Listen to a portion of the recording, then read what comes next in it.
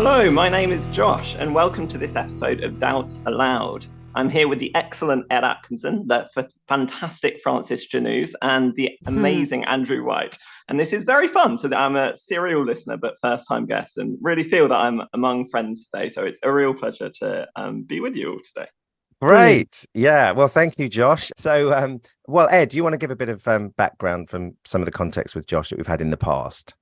Well, fantastic. Thanks, Josh. And yes, we go right back. When Josh won his the Tyndale Philosophy of Religion the Templeton Foundation. That's it.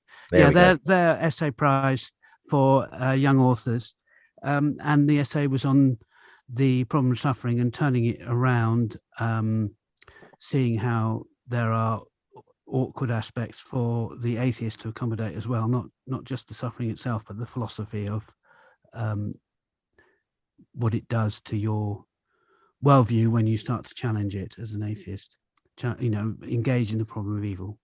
Anyway, so that was right back, and Josh spoke at a meeting. It was about 30 yards from my front door down our street, with lots of us there in this sort of pub setting, and we were all twice his age, I guess, or more. And it was a fantastic evening, and we've kept in touch ever since. Well, my memory of Josh was going right back to, obviously many of the listeners to this podcast will know in bits and bobs, as we talked about how this podcast came about through, in fact, the unbelievable Skeptics discussion group up in the city, which was a replica of the one down there, Ed. Unless I'm now not getting the the timeline right, and we know what memory's like. And I think that when we had those very first, I'm not sure, but in the very first few, I think Josh was the very first speaker, wasn't he, in Old Street? I think one of the first, but one of the first, yeah. And you came, as far as I can remember, Josh, very early on, but with a group from Oxford. Is that right? Yeah. So I there was a few of us from memory. So my friend David, I think there were some others as well. And I think at the time we had the UK Apologetics, there was a bit of that as well, but I think some of them have peeled off since. But, and I thought John Nelson, who's been on here a few times, I thought he was part of that group, but I don't think he was he? That was an independent. No. So John, I was talking with, so John's a really good friend. And John said the first time he met me was he came to, so I did a very early talk on the resurrection, which was kind of based on where I was at the time with William Paley and some of the things of that. I think he was just like a high school student even. Or I just thought he was part of you lot.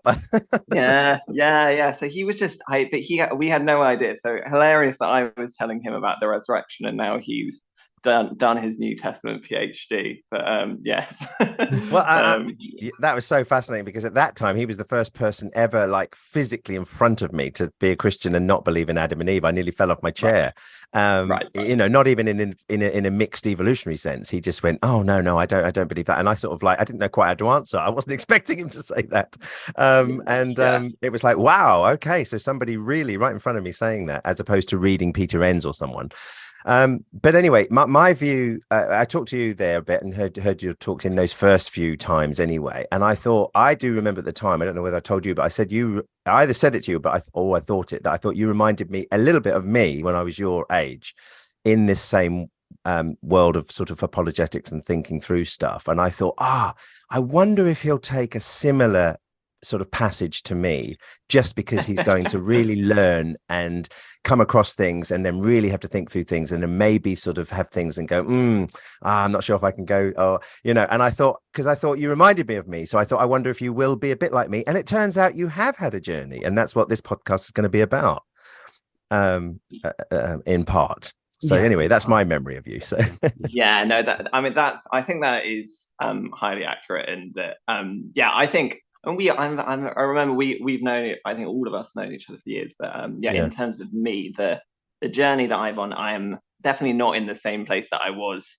10 years ago. And there's a nice Dale Allison quote where he talks about consigning things to the dustbin of one's personal history. And I quite like that as like a thought that we change, and like that's natural. Like you shouldn't be you shouldn't believe everything that you believed at 15 years old. That's like the right thing to do. So no, absolutely. Evolution, maybe that's a good word for it. Yeah, absolutely. Adaptation to environment as well. Yeah, absolutely. And you're never going to learn anything unless you've got the idea, well, I might be wrong in what I believe now. Correct. And of course, Josh, you came back and did that brilliant talk for us in February, I think, in the London discussion group. Yes. It was a absolutely fantastic night with lots of people you brought, and the whole kind of atmosphere of the meeting. It was just alive. It was just brilliant. Yeah, no, it was really fun. I mean, I haven't been in a while. We had all the fun of COVID and the rest, but it's was really nice to talk through how I've changed my thinking and my reflections are on apologetics in the moment, and what my reflections are on faith at the moment, and how that works. And I think it was a great discussion with lots of great people there. So all good. Thanks. So all you people who are listening who missed it, don't worry. This is pretty well the same material we'll be just chatting over. And what struck me was actually right at the start of the course of the talk, you gave what I've come to call a trigger warning. And people from my generation, that we get a bit uncomfortable with that sort of thing. So it'd be great for you to sort of give it and to explain kind of why it's not a thing to be embarrassed about. No, exactly. I think my view is it's something really quite banal in some ways, but I think we'll be discussing some pretty heavy topics today, and that includes sexual abuse, and that the statistics I've seen, it can be as many as 1 in 4.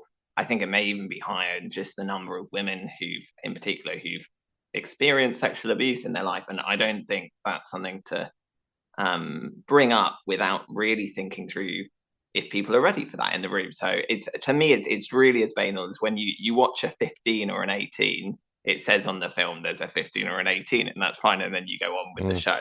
It's not a kind of discussion stopper or a free speech stopper. It's just a bit of politeness, and I think it's anywhere and everywhere, rather than something particularly woke. But that's my take on it, at least.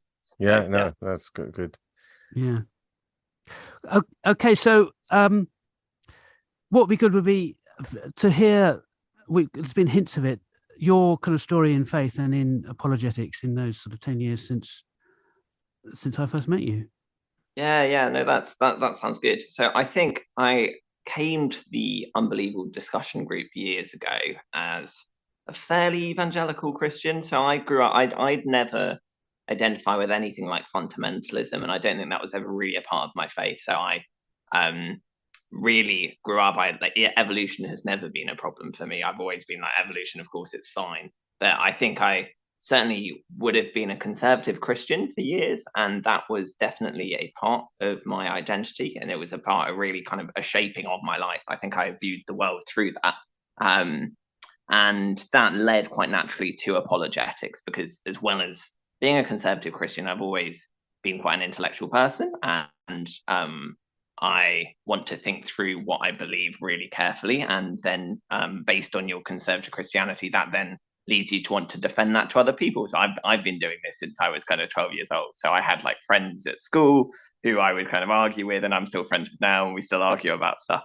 But it was a really cool part of my life, and actually a real comfort for me for years, actually being having that kind of community, having stuff to think through. So that was when I've kind of first come to the Unbelievable discussion group, that was definitely where I was. I think for a range of reasons, my faith has become less conservative in the past couple of years. So I'm happy to say that I'm a Christian.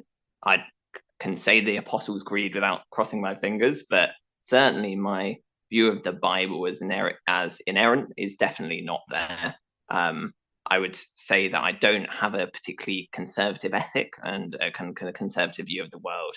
And I differ quite substantially from conservative evangelicalism, and that really is the target a bit of my talk, as a kind of system and thinking through. And I think that the apologetics community as a whole is really tied up with that conservative evangelicalism, and I think there are some really serious challenges with that need a serious response. Well, you even went right at the beginning, say, use the word crisis in terms of the apologetics community. Yes. So maybe that's a good place to start. What you see? Yes. Why you say that?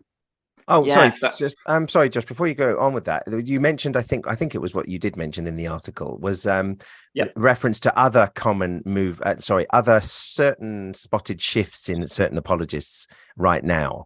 Not only in slightly changing views, but one prominent one that I've been following. He's become a Catholic, so he sort of shifted a whole dynamic of the church.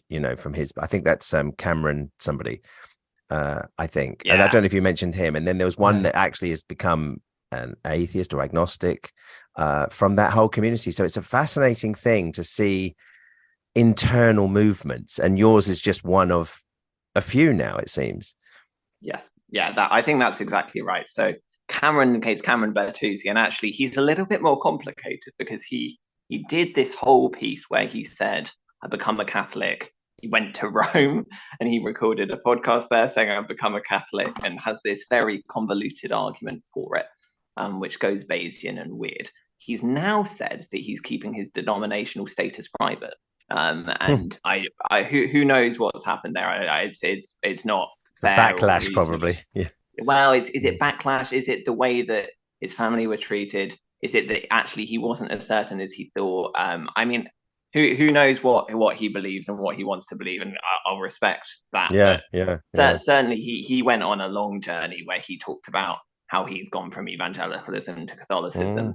And Tyler Vayler, who you mentioned as big, I think he would say he's a bare theist, but who knows what he really believes now. And I'm sure there are others. And something I spotted recently following one of my favorites, who I actually really do like, is Michael Jones, Inspiring Philosophy.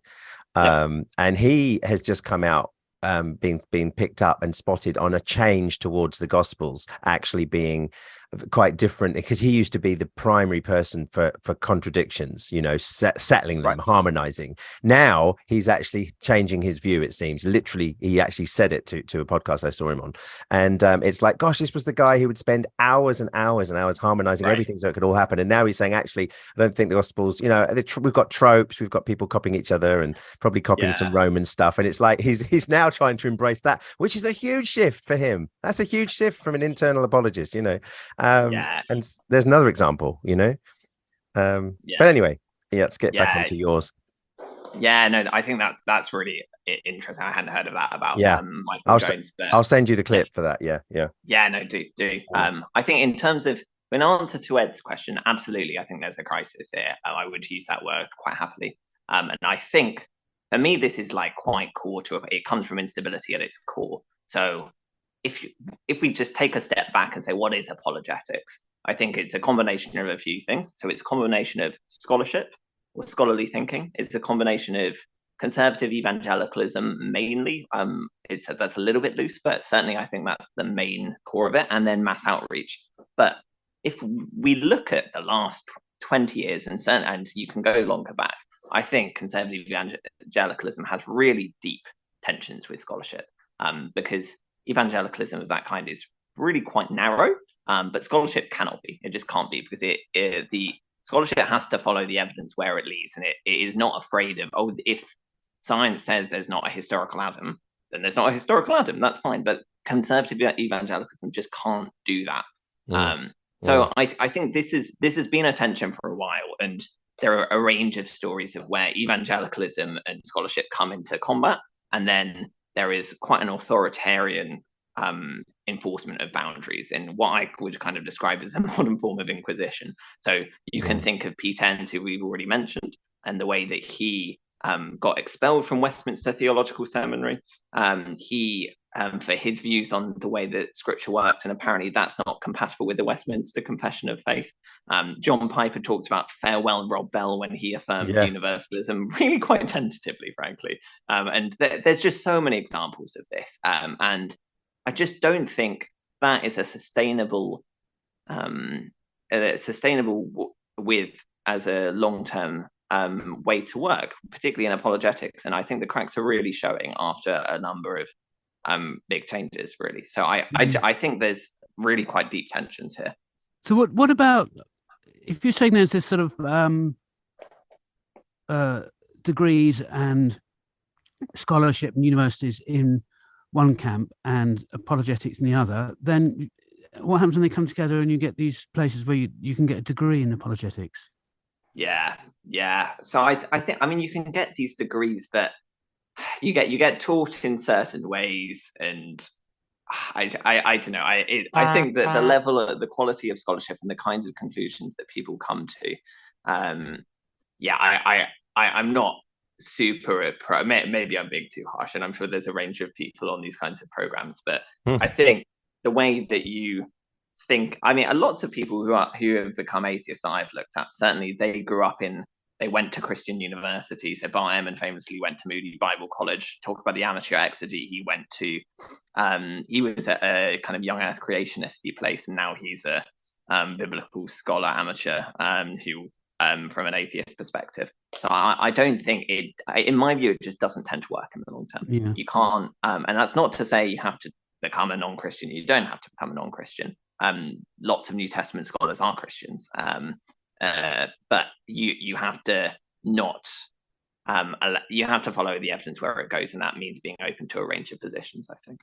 I think it's fine to say, you can be a New Testament scholar and a Christian, or a New Testament scholar and an atheist. I suppose what I've always found strange about apologetics is that you do go, it suggests this is a course that will teach you how to maintain a particular position. And generally, I think in scholarship, it's not about this is how you defend a particular position. It's about this is how you decide what position you should take, which the whole thrust of having a specific degree in apologetics seems to me to go against.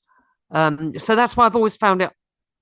I don't find it strange that people take up apologetics. That I can understand as the outcome of a particular type of research that you've done, that it's led you to this position, that you feel that this is a position that can be defended. But actually to take a course where your tutors are going to teach you about how to defend a position rather than how to examine a position, to me it's strange. Is that fair, or am I being unfair?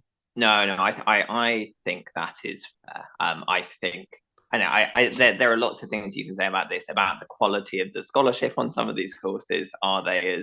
Would you get as good biblical scholarship, for example, on these courses compared to if you went to a biblical studies department at your top universities? I don't think you would. Would you get as good philosophy training? I just don't think you would.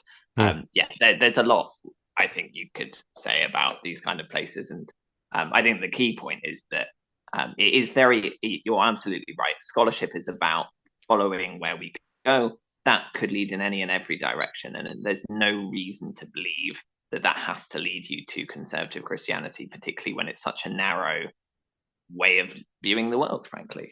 So yeah. And what about the kind of counter-apologetics community? Can we be a bit rigid and boundary enforcing as well? Yeah, so I think so. I mean, yes. I mean, as much as any community can be, and I mean, certainly something like the new atheism, which is a little bit of a boring trope at this point in some ways, but I think apologetics scored some hits at the start because a lot of new atheism was really quite shoddy scholarship, frankly. So I don't think if you read The God Delusion now, or if you read God is Not Great Now, some of it will hold up, lots will not. Just lots, and like atheist philosophers. Eric Wielenberg, who's a very good atheist philosopher, has a big paper where he critiques Dawkins' central argument in that. So certainly, in terms of the boundary marking there, I'm sure just as any community has that, but equally there are some good things about that as well. So you want bad actors to be rooted out as well. You want places to be inclusive for people from a wide variety of backgrounds. So it is complicated, but there's nothing inherent in the atheist apologetics community that I see in quite the same way. And there's also not the historical power structures which allow atheists to do quite the same thing. So it's a yes, but more no than yes, in my view. So yeah. I mean, I see that there is in some ways it's a very, very different thing than apologists. But where I have a truck with the sort of any kind of counter apologists is if do they really know their stuff in terms of biblical stuff. You know, there's a lot of ignorance there, and it's as ignorant as, say, some Christian people who've never done any real study, you know, and so they just sort of speak off and say, well, it means this, and then the atheist person will come along, well, it clearly means this, and they both probably don't know what they're talking about in terms of any depth. So I think that I think for me, I sort of found my sort of place is like, you know, Peter Enns, he makes a lot of sense about a lot of stuff. He's an Old Testament scholar. Yeah. Now the conservatives don't like him, you know, it's like, well, why don't they like him? And then there's where, you know, now if an atheist picks up the Christian liberal scholarship and says that seems to be where the best evidence is going, how do you navigate your faith? Or no, does it lead to no faith or some kind of different faith? But both have a truck with evangelicalism, and that's where I find sort of most of the interesting stuff goes on and that's, I think, our approach. We're looking at a lot of Christian scholarship here that often vies against other forms of Christianity, rather than this is the non-Christian view, and it's not like that. This is the skeptic view of the Bible, and this is the Christian one. It isn't like that. This is one of many Christians against other Christians, you know. Anyway, so that's the way I would battle it in my mind. I think that leads quite naturally on, really, where we kind of went next, in that I think the two trends that we see now, or two of the trends we see now, are that one, I think that new atheism, in my view, is just dead. I just don't think anyone's reading Richard Dawkins anymore. What I think people now read and listen to are the podcasts that are coming out. So it's things like Myth Vision, it's things like Real Atheology, and you can go through a long list. The Amateur Exeter mentioned, Non-Alchemist. We got Doubts Loud, and I mean, there's just so much going on now, and I think it's just like an order of magnitude more sophisticated than anything you saw 20 years ago. And, Digital Hammurabi, or whatever it is. If you've seen that one, oh, I love that. I love Digital Hammurabi. That he had a journey himself, and I was listening to his testimony today, or his reverse testimony, if you like, and it was fascinating. All about starting off as an absolute fundamentalist, going into the studies, and then being just challenged by Syrian archaeology. You know, it's like, wow. Yeah, this is the level, like you say, this is where it's joining everybody in some kind of interesting discussion, isn't it? You know. Exactly. And I think the other side of it is what you said about Pete Enns, and that liberal Christianity is an option. And what previously was the case is that things like the Evangelical Theological Society and the Philosophical Society, they were central to apologetics. Now, William Lane Craig is getting older, so is J.P. Moreland, and so all of these people, and the field is more disparate as a result, and generations change. And I think if you looked at the cutting edge figures in philosophy and apologetics from a Christian perspective, I think a lot more of them are progressive Christians and universalists than you'd expect. So Joshua Rasmussen, who's probably the leading defender of the cosmological argument, is a universalist.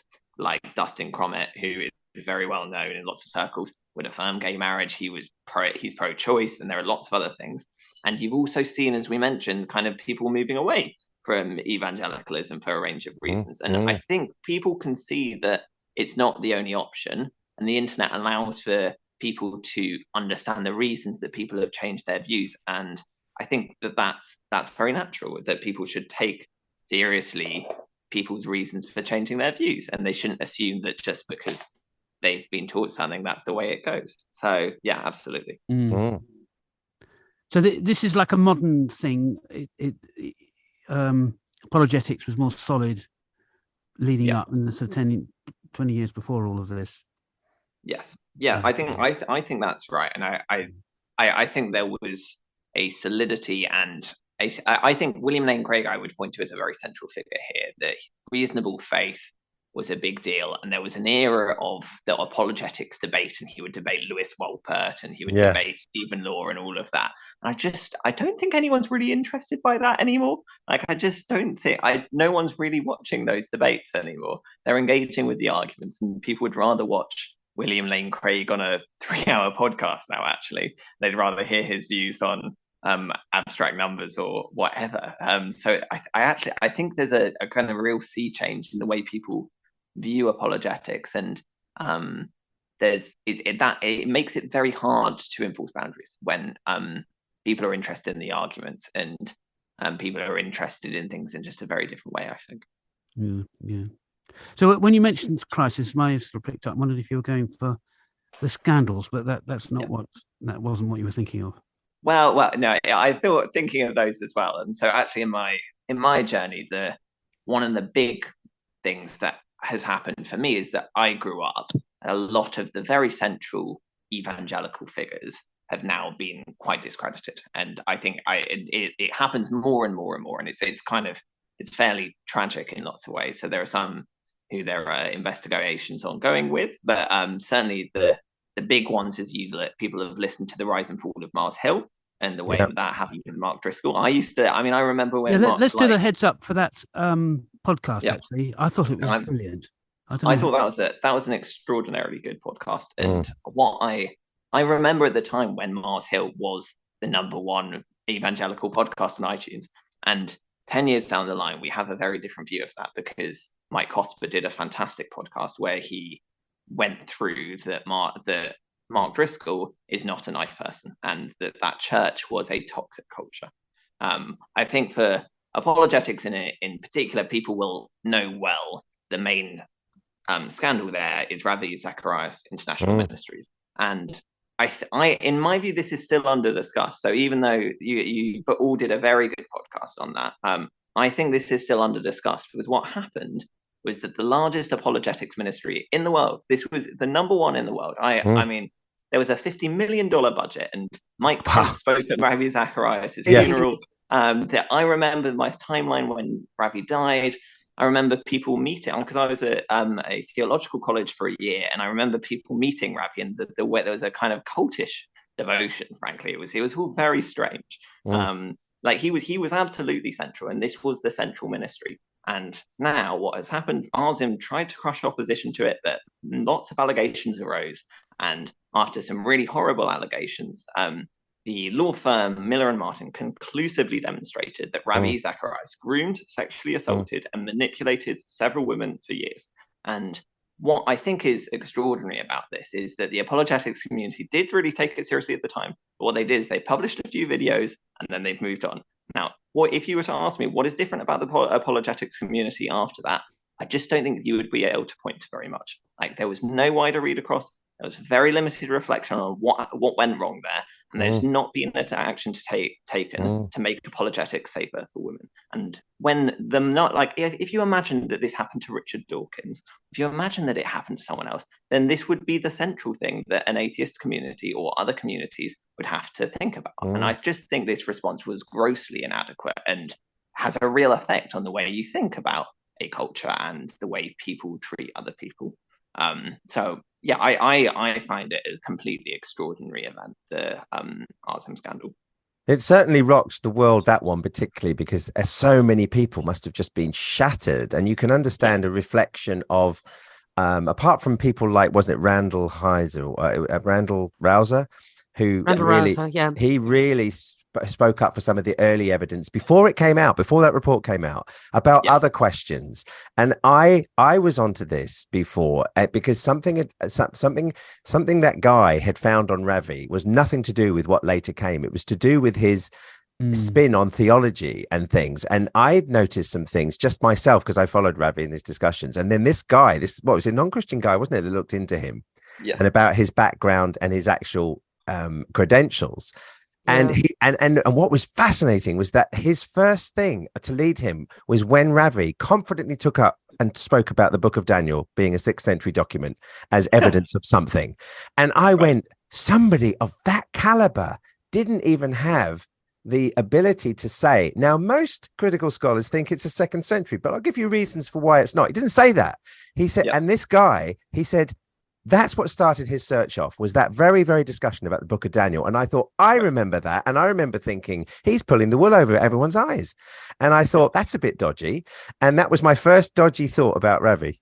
And didn't he claim to have been appointed a lecturer at Cambridge? Yes, something and it wasn't like real. That. And yes, and it was something that there was something there, and it was something like that he'd attended some lectures that were going on in Cambridge, but not as part of the faculty. He was just sort of turned up to the lectures, as far as Ed and I did that. We went and joined some Oxford people, didn't we? But if I said that I was part of that group, with the hijacking things, we've done a whole episode, number 38, on this. So if people want to know what we think about it all, fair enough. Then let's go there. And I had some interaction with the ministry myself, because of their thing in Oxford, which I engage with a lot. Yeah, so you have a lot more knowledge about that, don't you? Yeah. Where I broadly think this lands us is, I think apologetics really faces a lot of challenges here, and I think it faces really an identity crisis. So what's the culture it should have? Should it remain conservative? And in my view, there is another very serious challenge to the conservative approach in the neighborhood, and that is the moral evils in particularly the Hebrew Bible or the Old Testament. But certainly, I don't think you're going to get rid of it just talking about the Old Testament. And for me, this is really important because it combines these crises and persuades me that a conservative approach is just not effective here, and that there's really a fundamental rethink required. And it's important because you talk about Randall Rouser and Steve Bauman, and I think they were so important because they saw that Ravi was a fraud before there was a law firm to say it.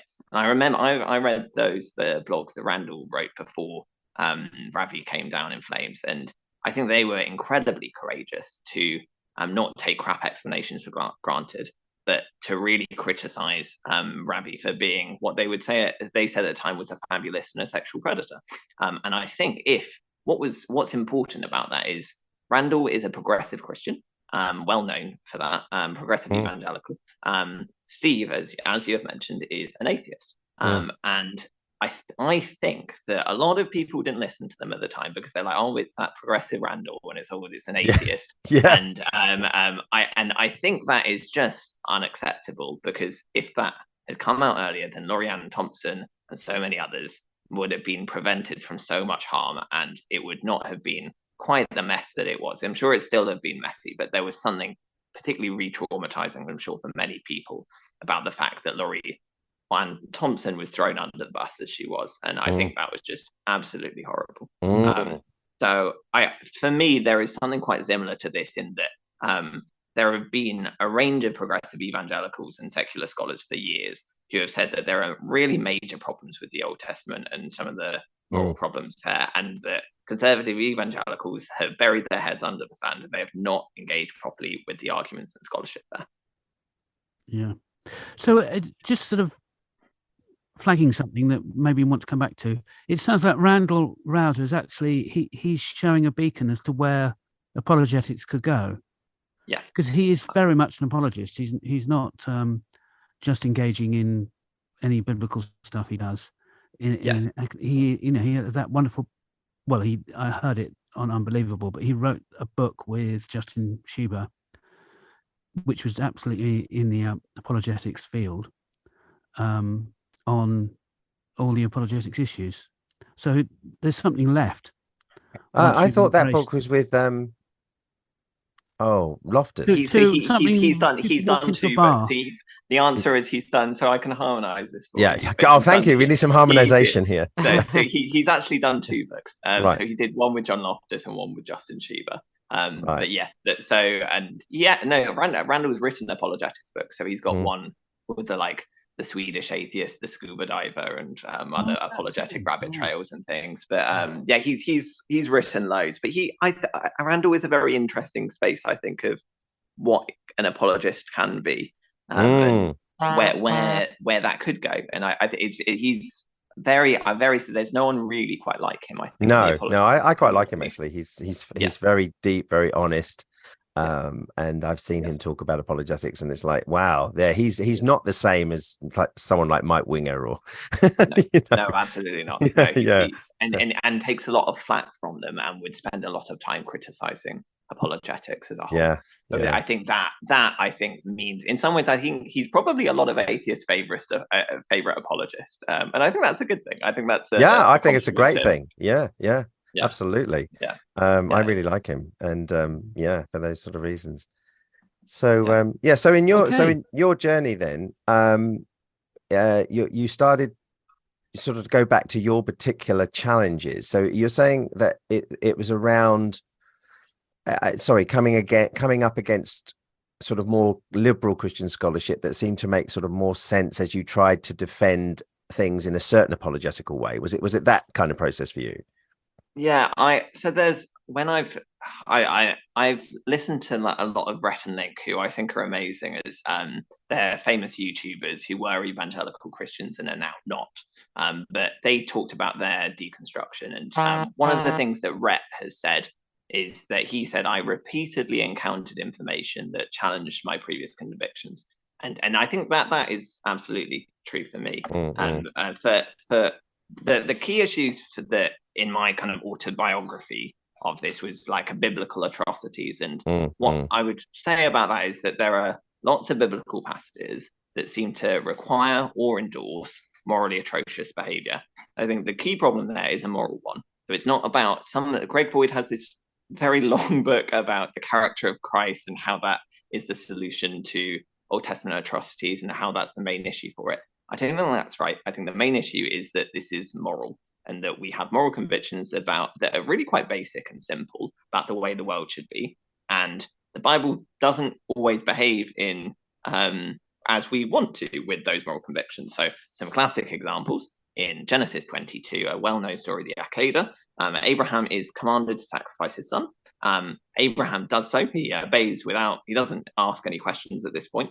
He takes his son up the mountain, gives him up willingly. He ties him to an altar, and he raises the knife. He literally raises the knife to kill him. And at this point, God lets him go. He sends an angel and says, don't kill him. But what he does is he praises and blesses Abraham for the obedience and makes it very clear that that's the reason that he's being blessed, is because he was willing to kill his son. Now, I think that's really bad. Let's not do child sacrifice. That's a very bad thing to do. Abraham shouldn't be praised for that. He should be committed to a psychiatric hospital.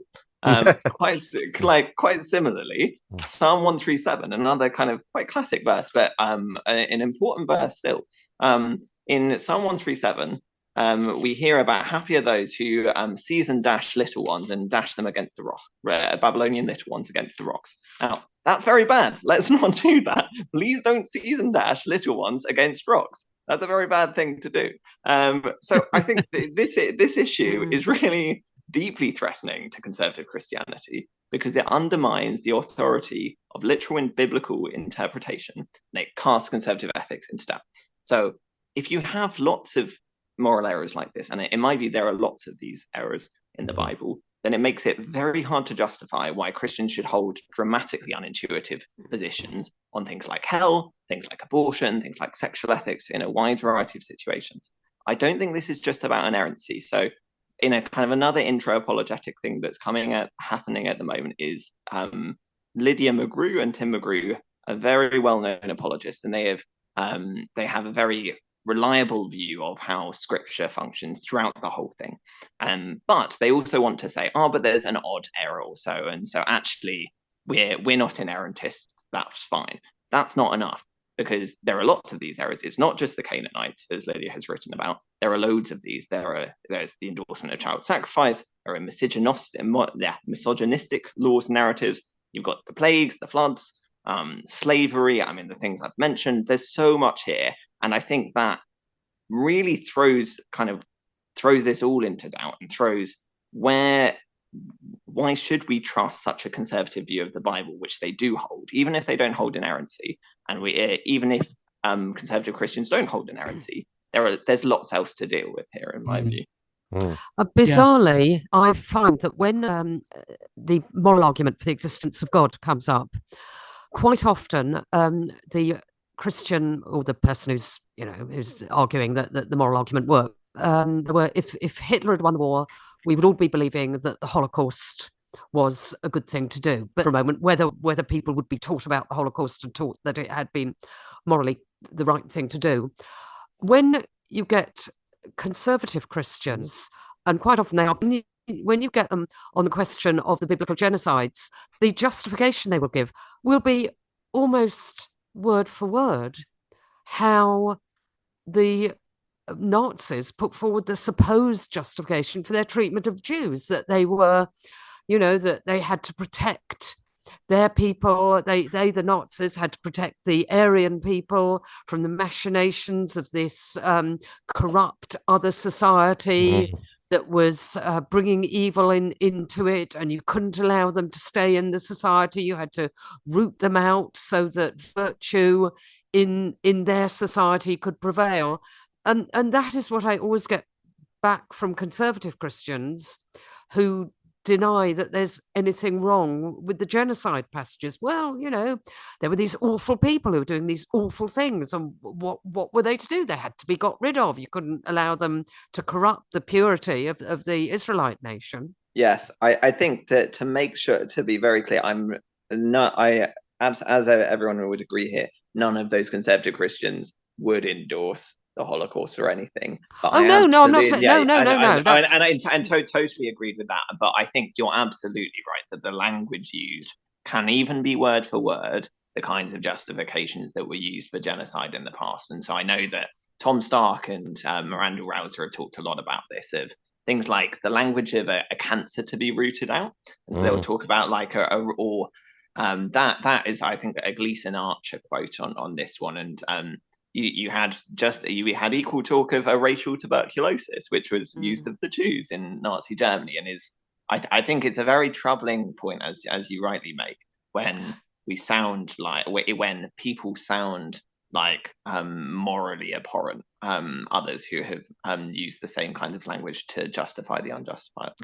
Yes, no, if I came across as saying that conservative Christians supported the Holocaust, that wasn't my intention at all. It was rather the opposite, that when it's the Holocaust, they see clearly that that's not acceptable and that those arguments don't work. But when they go back into the Old Testament, suddenly they start thinking that those arguments do work in the context of ancient Israel and the people surrounding them back at that time. No, agreed. And I didn't think you did. I just thought it was helpful caveat. So yes. You mentioned I thought it was a brilliant word, unintuitive. Yep. So that these are deeply unintuitive positions on things like hell and abortion and sexual ethics. And I would imagine a more conservative apologist would come back and say, well, we have unintuitive positions in physics. Yep. And so what you need to do a little bit of work to clarify when intuition is a root to truth and when intuition isn't. Yes, no, I would agree with that. So I think the physics analogy is a good one. So something like quantum physics has some very strange implications, but scientists believe it because there's lots of evidence for it. So I think this gets complicated, but my worry with morality here is that we have very basic moral intuitions about the world. So we believe that dashing babies against rocks is bad. We believe that slavery is bad. We also believe things on the converse. So I believe that relationships are good when they are at their best. I believe that friendship is really, really good. And I believe that happiness is really, really good. Those are some of my most basic moral intuitions, and maybe my most basic intuitions about the world. So what we should be worried about, so there are definitely intuitions that we should have contradicted.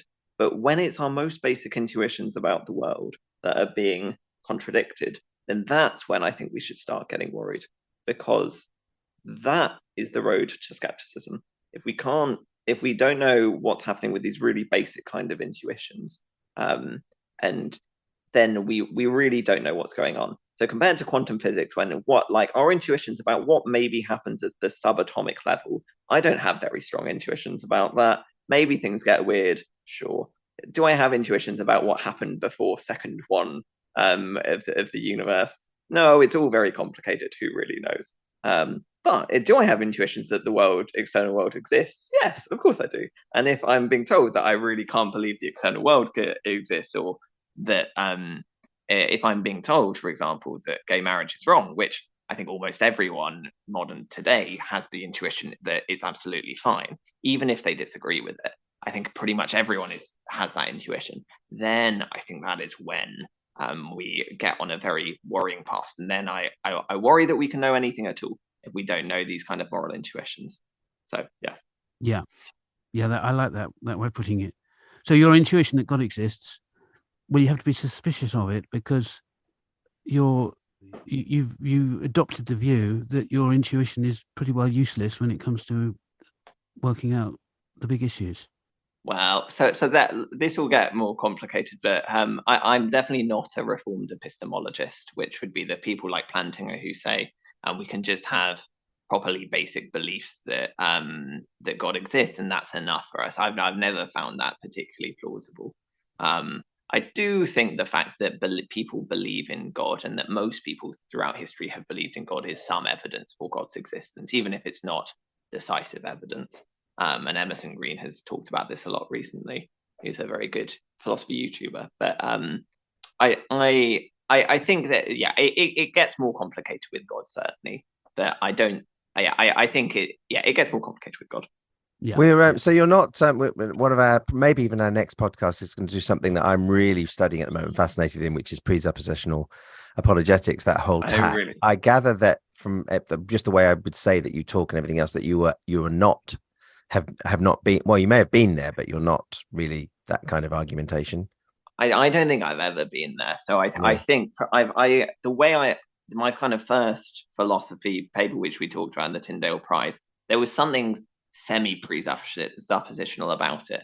But in terms of the presuppositional apologetics movement, people like Saitem Prugenkay or James White, I think there is something anti-intellectual about that movement, which I have never found plausible. And I mean, I was listening to the Jared Bias episode earlier, and he was talking about the kind of fruit of that culture and how I just think a lot of those people are not very nice. I won't talk about individuals, but I don't think there is a culture of arrogance, and which I do not think is right. And I think the fact that the quality of the philosophy in presuppositional apologetics is very low, in my view. And that's someone who's done a philosophy degree. I think that they do very low quality philosophy. So I don't have a respect for it.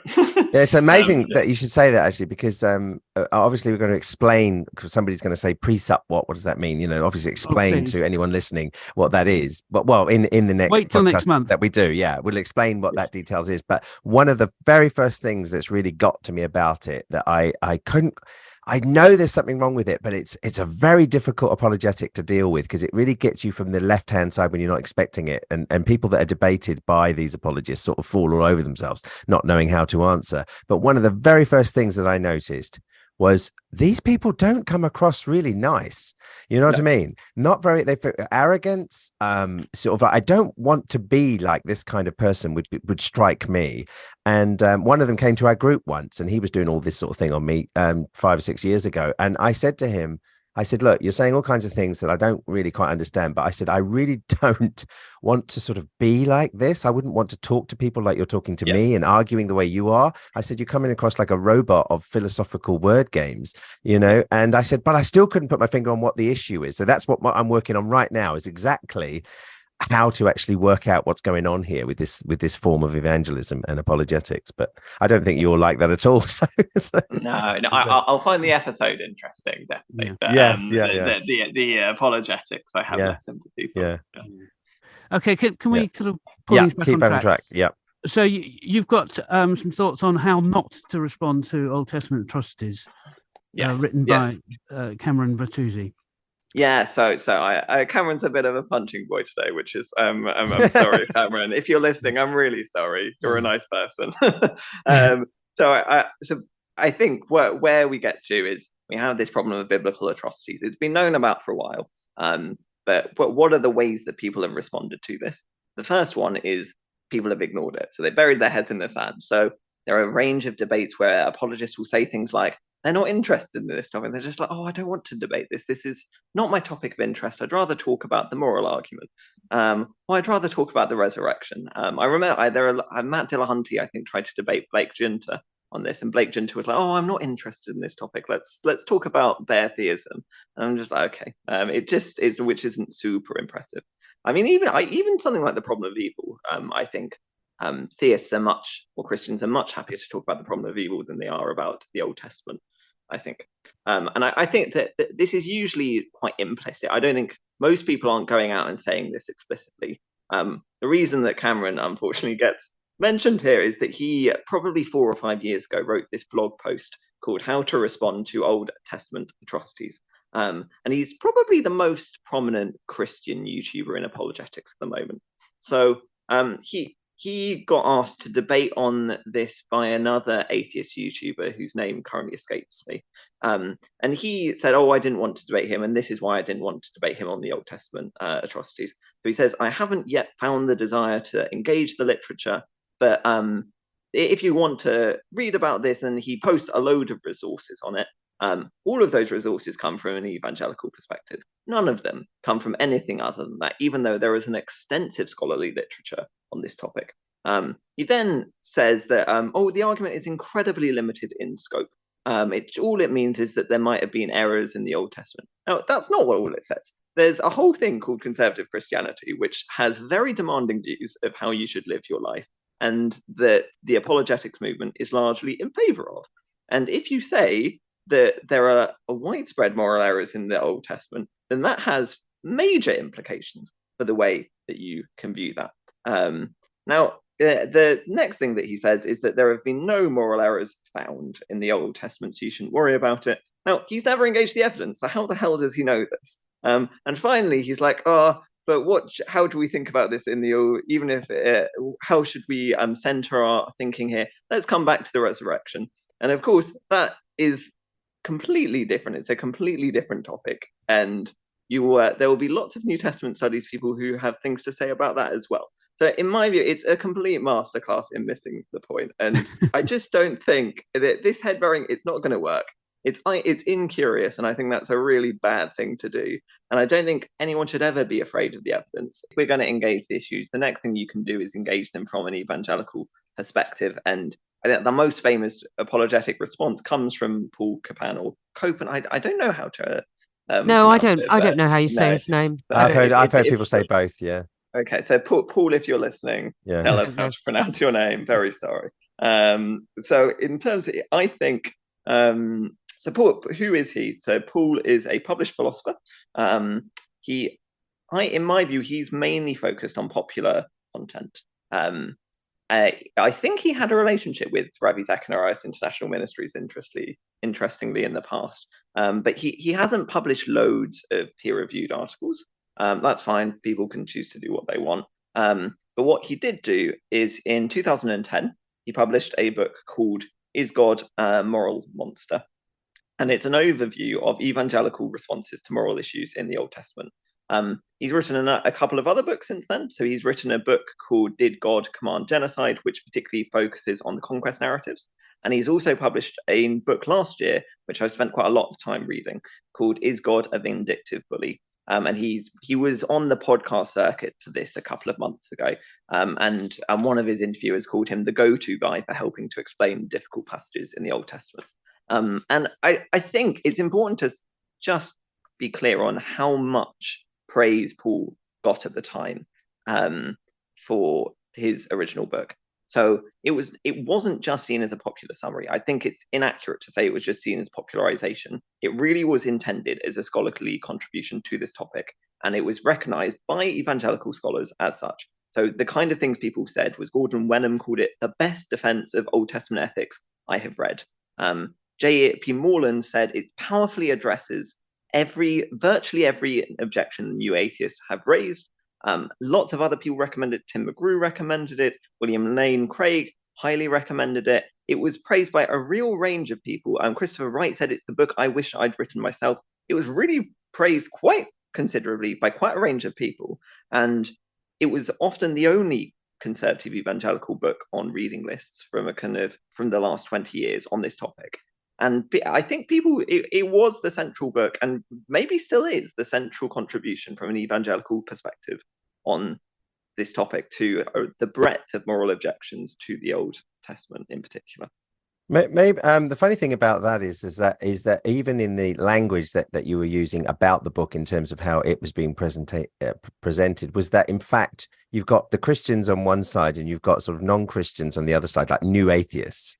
Yes. And these are answers to new atheists, when actually you just need to go into Christian literature and see how many Christians struggle with it, how many Christian scholars look at the details and come up with the Randall Rouser view compared with a Mike Winger view, and they're polarized. So my favorite, it's not a game, I don't see it as funny, but my favorite thing to do is to sit back and just watch Christians talk. Sure. And that's all you need to do, is just say, okay, well, I just point out this person, right? Mike, what would you say? Yeah, okay. Randall, how do you what do you say? Oh, right, really different. Okay, Mike, what do you say to that? That's my kind of way I work in my mind. And again, you'll be coming on to talk about Tom Stark and how that's so different to Copan. There was a view put forth of his book at the time, and in my view, that was an extremely misleading and misguided thing to do, because I think having spent some time with Tom Stark, I've reread Tom Stark's 300-page review of What Is God a Moral Monster kind of a few times, and I've read quite a lot since, and I really think that this is completely embarrassing scholarship. I do not have kind words to say about these books. I think that it's offering you the bread of an answer to your problems, and it's a stone of eisegesis and double standards. I think it's really shitty. I don't have kind words to say here. And over time, like he's Randall Rouser kind of described Tom Stark's 300-page response as devastating a critique of another book as anything he's ever read. What Paul has done over the last 10 years, he has not responded to Tom Stark's really quite thorough work in any sort of depth. He's ignored it. He published a blog post in response where he goes through and he gives a couple of reasons, and he says, oh, Tom Stark has a mean tone, and I like these scholars instead, and doesn't engage with the arguments. He really does not engage with the arguments, and instead he's doubled down and written 2 more books, and he said, oh, here are 2 more books along similar lines, and Is God a Vindictive Bully covers different material. It's not the same as Is God a Moral Monster, but he certainly repeatedly doubles down on conclusions that he made in Is God a Moral Monster. And he talked about how everyone else is too mean, but then is very happy to misrepresent other people and be mean about other people and other scholarly positions. So I think go ahead. I was just going to say, so if you can do so without any spoilers, can you give us an idea of how Paul Copan answers that question? Is God a vindictive bully? Yeah, I can give a representation so that I can talk about some other things. So, for example, there is in Deuteronomy 22, there are some well-known laws which have a really horrible view of how rape victims should be treated, and he mistranslates, in my view, the word used there, which says rape. And so the law says that if you're married or unmarried and raped, then the father is to sell the daughter to the rapist. Now, what Paul Copan does is he mistranslates that and says it doesn't say rape, it says seduce, and it's not actually as forceful a word.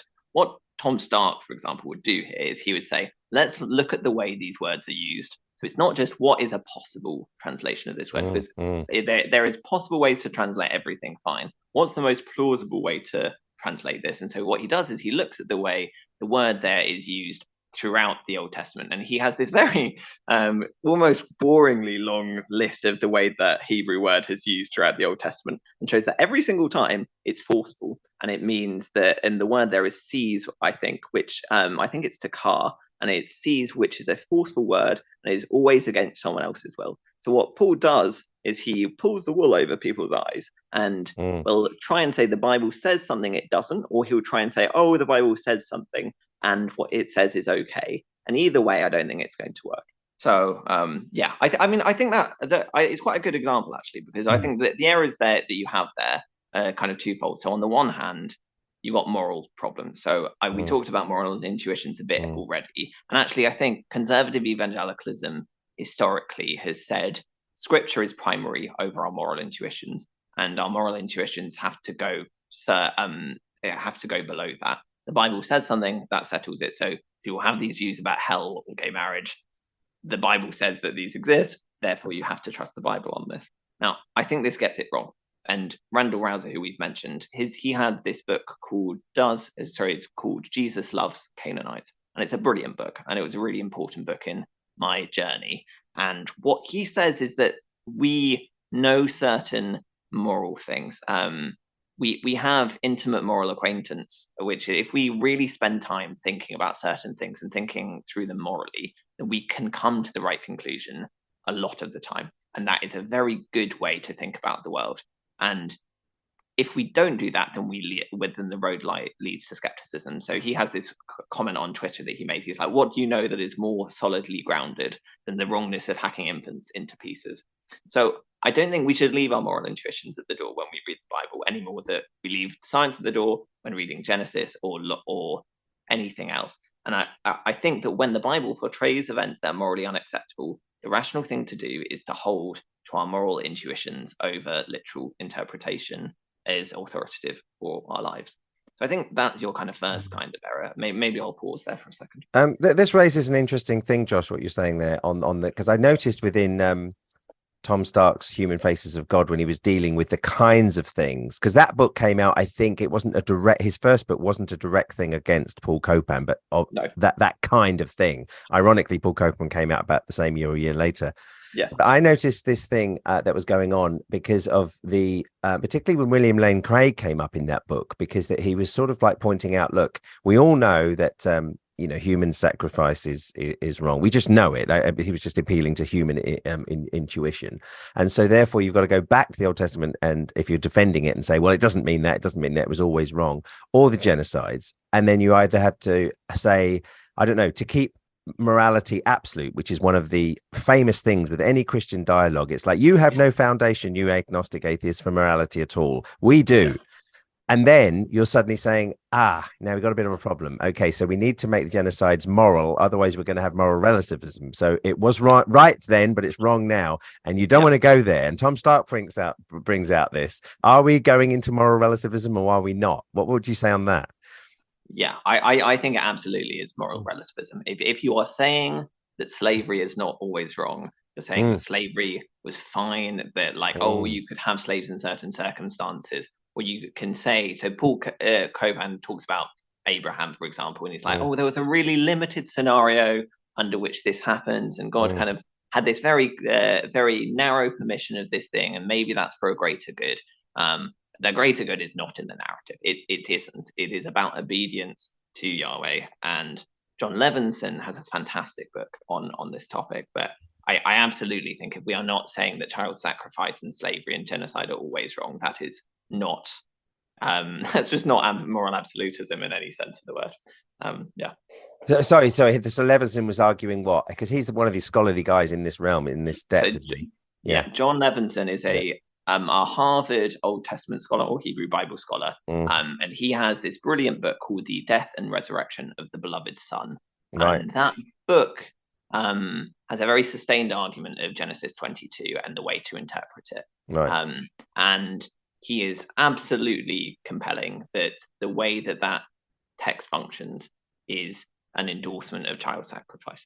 And you've talked before about Bart-Ehrman's book on forgery and counter-forgery, and how no one should discuss that topic without reading forgery and counter-forgery. Yes, at least big tome. Yeah. Right. No one should discuss this topic and pretend that there's no problem there without reading John Levinson and engaging with John Levinson stuff. Yeah.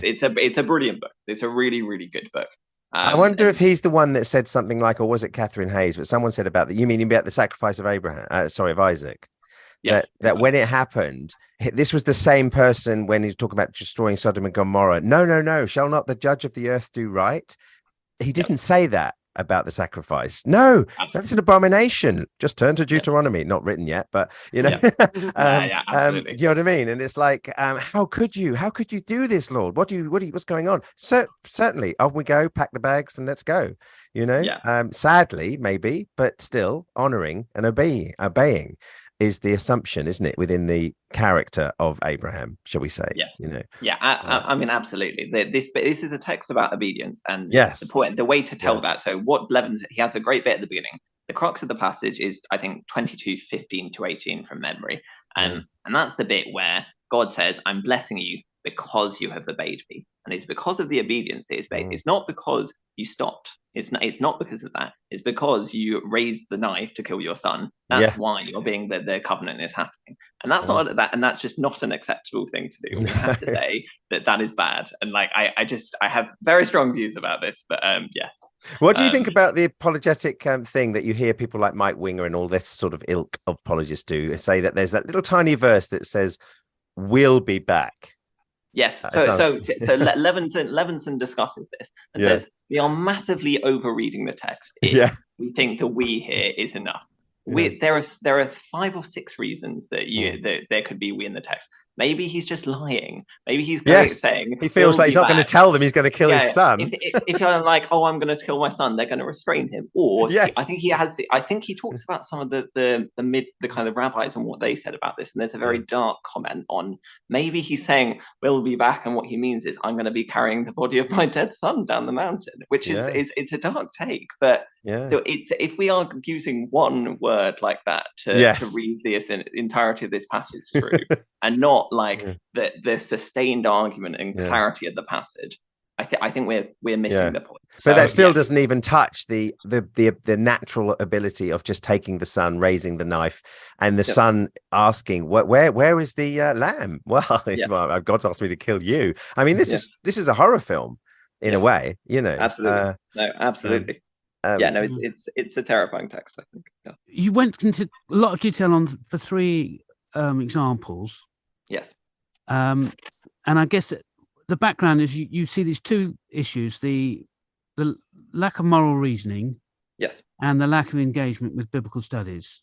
Yes. Let me just touch on that briefly, because where we went on some Abrahamic detours, but I think the key point there is a whole field called biblical studies, and this is something you've talked about on the podcast lots of times. There is a very developed field called biblical studies, and it does not align with what Kapan and others have argued. And all you have to do is read these people, and they are not cited. They're just not cited at all. So you could talk about people like Joel Baden, you could talk about John Collins, his Introduction to the Hebrew Bible. There's just such a long list. Christopher Rolston, I mean, Susan Needich, there's a long list here. And I think it's pseudoscience. That, like, if you think of young Earth creationism will not read most of physics. They just will not read your standard physics textbooks. They will only engage in a very narrow sliver of what happens. If you think of like it, and they will twist it and like only engage with it in certain ways. I think that exactly the same thing is happening here. I think that there is a very narrow bit of biblical studies that like 1% of biblical studies is being read, and that is being said, oh, this is what happens. This is how we should read the Bible. And I don't think Kapan can even read it right. I think that he will read that 1% and sometimes even get it wrong. So I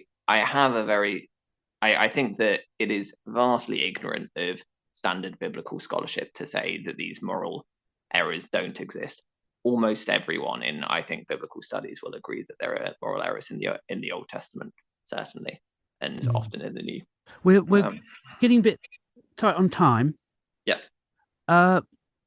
So we could do ACAN, because that's something you were talking about in the meeting, which I was sort of aware of, but hadn't really engaged with any arguments over it.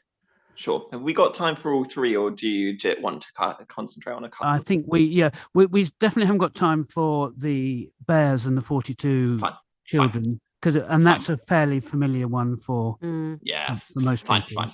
No, and this is something we could almost make a second episode out of it. Yeah, it might be an idea. That might be. No, that's fine. That's fine. Fine. Okay. Well, let's talk about Achan. So, Achan comes up in Joshua 7, and Joshua 6 is the well-known genocide passages, the standing around Jericho and then killing the men, women, and children, or men and women, young and old. There, that's been discussed lots of times. People tend to not talk about the next chapter, which is about Achan. What happens there is that there is a divine victory at Jericho, and then Joshua 7 has Israel lose a battle to Ai, with 36 men killed. God then says Israel have transgressed the covenant for stealing some of the devoted things, and they find out eventually that the person who's stolen the devoted things is Achan, and he steals a few things, some silver, a bar of gold. And what happens is that a Khan and everything that belongs to him, including his sons and daughters, are stoned to death or burned alive. I don't think it's super clear in the narrative exactly what happens, but they're all killed in a very nasty way. And Joel Baden calls this a mini harem, interestingly. And as a result, God is pleased. God is pleased with Israel, and he stops being angry with them. And he says that I'm not angry with you anymore. So the main problems here morally are, one, stoning's very bad. Let's not stone people. Not a great idea. And Randall Rouser has this comment where he says there are a few more vicious ways to die than to be pelted to death with rocks. I think that's absolutely true. The next thing to say is it's not just a Khan who's killed. It's his sons and daughters with his oxen, donkeys, and sheep.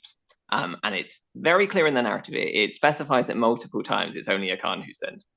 It's very clear on that. And the whole family and the animals are put to death. Now, why is this the case in the narrative? The reason in the narrative is it's all that belongs to the condemned person or the harem person is put to death. And so as a result, a Khan's sons and daughters are part of his belongings. And that's part of this ancient worldview that you have a patriarchal head of household and the sons and daughters are just belongings of him. And similarly, they are just the same as the oxen, donkeys, and sheep, really. Now, I think this is morally heinous. And I think and particularly when it's stoning. But this is well known to biblical scholars that the Bible is notoriously inconsistent on this. So there's another Harvard Jewish scholar. Before you move on too much, go ahead. Could you fill out the harem ideas, because it is a bit of a jargon word? Yeah. So harem, I think, people will know better than me what this exactly means. I think it's about those who are condemned. I think that's exactly what it means. But what it often is talking about, there are harem passages which talk about the destruction not just of soldiers in battle, but a much broader destruction of, in Joshua 6, there's the men, women, and children, men and women, young and old. 1 Samuel 15 also has this, where it's the infants as well in the Amalekites. There are other passages, I think Deuteronomy 2 and 7 and 20. So there's quite a range of passages where a much wider range of people than just your soldiers are killed in a kind of way that we would describe as genocide today. The point here is that this seems pretty similar. So it's it's the family are killed as well. It's absolutely not just a Khan who's killed. My NIV Bible tends to translate it as devoted to destruction. Yes, that's absolutely right. Yes, sorry, absolutely right. So it's almost got a slightly sacrificial kind of feel to it. And so the children, which are the people we're concentrating on, are all part of that. Yes. And yeah, go ahead. Yeah, the whole sort of in this, the harem devoted to destruction, I think we've had a whole podcast on this, isn't it? It means that everything belongs to the Lord. So you wipe out the lot, everything, burn everything, take everything, give it. So you can't keep anything back. And of course, because he did, then the only way out of that to honor the Lord is to wipe everything about him out, family and property and children and animals. And it's brutality at its worst, isn't it, in terms of a cultural thing? And you could say, well, they were brutal back then, but this is meant to be the God of Christianity today, who doesn't change. And this is where the problem comes, isn't it? Presumably within mental ways of looking at it. As you're saying, it's just wrong. Have we got any hint from the passage of how old the children were, the sons and daughters? I don't think we do. I mean, it describes them as the sons and daughters. So I mean, if it was like infants, it's much worse. But it's not really any better if they're 30 years old, I think. So I don't think we know. Is that not an apologetic strategy in itself, though? I've noticed this with the bears and the children and the other one that you're talking about and everything else, that as soon as you start to say that we're getting older, it's less of a problem. So there's a moral intuition that's still intact about somehow babies gets to the core of everyone's humanity. Older children, and so it's like whereas actually, if you had a 14-year-old, it's really, sorry, that's appalling, isn't it? I mean, but that sensitivity I've noticed, it's like, okay, if we can get the word to mean sort of young adult, then we're in the clear now. Exactly. I think that's exactly right. Like if the society we now live in would only tolerate the death penalty even in the US where people have problems, that it would only be tolerated in the narrowest of circumstances, and that is a good thing. This is not the narrowest of circumstances when you are part of the family of someone who has stolen. It's just not. And the ways you get the ways that people try to get around this. One is to say, this again, it's the very narrow exception case, which is what Kapan says. He says, it's a very narrow exception to the wider rule that individuals should be punished for their own sins. That's not true. It's absolutely false, because there is throughout the Old Testament, people are punished for the sins of others. It happens again and again. So if you remember in Genesis 9, Ham visits Noah, and as a result, Ham's son Canaan is cursed. And that is people have views about why that happens. If you look at Ahab's sons are also cursed. David's son dies for David's sin. It happens over and over. I mean, this is like one. We could go on with 20 examples of this. So it's just false. Just because you have some texts in Deuteronomy and Ezekiel that say the opposite, it's not true. Ezekiel says, the soul that sins, it shall die, and none shall, it's a real difference, isn't it, between the teeth shall be set on edge of your children. I mean, the only thing you could say is that the Bible is full of exceptions. Chock full. Exactly. There are just a load of exceptions apparently to this wider rule. Meaning that the real truth is there's just one case of what we want. That's right. Unbelievable. Really. But so that's your first view, and then you have like this attempt to say, maybe the sons and daughters were involved, and that's why they were published and they were punished, because maybe they were involved. So Craig Keener gets referred to here. And he says, obviously, they were complicit in the subterfuge. Now, there's nothing in the text that says this at all. There are several comments in the text that only Achan has sinned. In the passage itself, have a look through for yourself. It says it later in Joshua as well. I think it's Joshua 22. It talks about Joshua that Achan has sinned and everyone gets punished. It's also a bit strange. The ox and sheep and donkey get killed here too. Were they complicit in the subterfuge? They probably helped carry it. Willingly. Apparently they helped carry it. I mean, what were they doing? Handling stolen goods. Yeah, exactly. So again, I mean, this is completely ridiculous. And the passage itself is completely clear. That's not what happened. So if you look through the passage, there are lots of hints that this is very collectivist. And I mean, again, mentioned at the beginning, lots of people get punished at the beginning as well. So 36 people die at the beginning. And the reason for that is because of Achan. If you look at it here, God says that Israel transgressed the covenant. And there's lots of stuff here. Everything that's brought with him is required to be destroyed. And it says in the passage, all Israel participates in the destruction. So there's quite a lot of stuff here that's very collectivist. And I think it's just a different world that we're living in here. And I'm glad we've moved on. So, I mean, collectivism seems to be all over the place, because like even just going in and destroying the nations, it says kill men, women, children, babies, suckling animals. There's no sort of segregation between bad adults, good young children. It's just wholesale slaughter to the lot. And even the flood, I suppose, it's like, the heart of man is wicked or whatever. And you're thinking, okay, so babies, and when it gets to babies, it's the last thing that people do talk about in apologetics. It's like, when they attack the atheist or agnostic. So do you think it's okay to torture babies? Where's your moral standing? And I immediately think of, well, I kind of agree with that. So what about the Canaanite children with a sword being put through it and a baby? Don't go there, please. And so it's like, to me, I go straight to there when anybody starts to tackle around that area, because I'm thinking we have the same human reactions as you're saying, Josh. We know this is wrong, but that doesn't have to mean it comes from the Bible to know it's wrong, because you're looking at the very Bible that we've got problems with, and so it must come from somewhere else. Where that is, that's where I don't really discuss much. That's the mystery to me. But Ed gets more into that, I think, than Francis. Sure. Well, we've sort of run out of time for this one. We'll have to do a second then. I think this is a sequel. I'd love to do a second. This would be so interesting. Specific subjects in detail. Specific subjects. So presuppositional apologetics will have to wait. Yes, we'll probably push that off. And maybe this will help sort of come into that, because a lot of the presuppositional say we have our foundation for morality. It's in God who we have an intuition on, and it's the word of God which is not in error.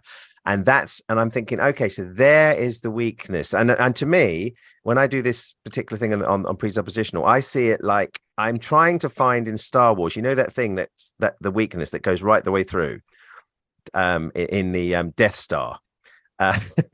You're on your own, I think. Oh, come on, that's Josh. No, I'm not. Oh no, okay. So the famous thing in Star Wars was that the Death Star was this great big spaceship or something, and it was invulnerable to anything except there was a weakness. You get to the weakness, and you can get to the center and destroy the whole thing. And you just need to discover that weakness that takes you all the way to the center. So yeah, a Star Wars fan, anyone out there would absolutely know what I'm talking about and vindicate me on this. But there's something about a presuppositional that I think has that weakness in it, and it's to do with this area that you are touching into right now. It's to do with this very intuition of morality and the morality of the Bible together. It, to me, is where this is going to enthuse me to get something on this subject. So yeah, so that can wait, and we can do a sequel with you. No, great. Look forward to it. Yeah, great. Okay, well, see you soon then. I'll hear you soon, Josh, and thank you so much. Yes, thank you. That was brilliant. Yeah, no, thank you all. I look forward to part 2. Yeah, thank you, Josh. It's been really, really enthusing, and it's very, very much everything that we've been about on this podcast, to talk like this in such an engaging way with interest on this in depth on this subject. So yeah, so you've seen it here live. We are creating a sequel with Josh for the next time, and we'll carry on with the other elements in detail, biblical detail, on some of these issues to do with the Old Testament and morality. And so until next time, I have been Andrew, your host. And I've been Francis. I've been Ed, and I've been Josh. Thank you. Okay, if this is because I didn't clean up my tent, I'm sorry. And I'll do it right when I get home. Oh, Dad, why are you doing this? The Lord has spoken unto me, Isaac, and I must obey him. If the Lord told you to jump off a cliff, would you do it? Forgive me, Isaac. Oh my God! Stop! What are you doing with that kid? Nothing. Nothing? This is my son, sir. We were playing a game. All right, it's called Bernie Cut Cut. No, you weren't. You were going to kill him. I was not going to kill him. I was going to sacrifice him. There is a tremendous difference. Not to him, I'm guessing. By what right dost thou interfere? Art thou sent by the Lord? Yes. As a matter of fact, I am. I verily thou art. Verily, yea. Thou were sent by the Eternal One to stay my hand. All of that. This is Isaac, and I am Abraham, son of Terah, the house of Nahor.